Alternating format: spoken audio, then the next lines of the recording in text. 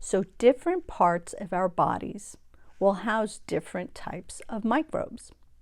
I like how this article put it. It says, each part of the body is a different type of ecosystem, like a planet with different continents and climates, the inhabitants of which have adapted to the characteristics of each location. It's a really interesting article. I'll put the link below in case you're interested in reading it. But again, what I want us to think is that our bodies are like a planet.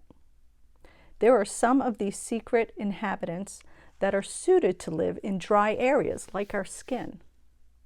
Yet others will thrive in more humid areas like our armpits or our feet.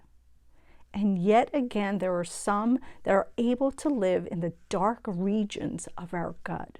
This gut microbiome is so vitally important to not only our physical health, but our mental health also. We really have to learn how to keep it in mind whenever we're suffering from any kind of discomfort or illness. Unfortunately, we are living in a time when germs are being decimated, either through the chlorine in our water supply, or perhaps the antibacterial everything that people keep telling us is good for us, or even with the pretend foods that man is creating. Yes, things like GMOs. We are changing the environment in our bodies, which will change the makeup of these microorganisms. Are we doing ourselves more harm than good? From the looks of it, we just might be. It's interesting how all of the diseases seem to be popping up now, things that we never heard of, like autoimmune diseases, obesity, diabetes, on a rise. All of these things are happening, and we need to stop and question, are we doing that to ourselves?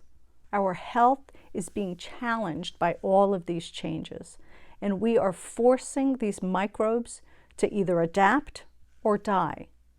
But what are they adapting into? To things that will help us or hurt us? My friends, these are questions that we need to ask. I encourage us to get educated about these things and then pray so that we're following God's way, God's truth, God's life. It's the only way that we can reach optimal health. More tomorrow.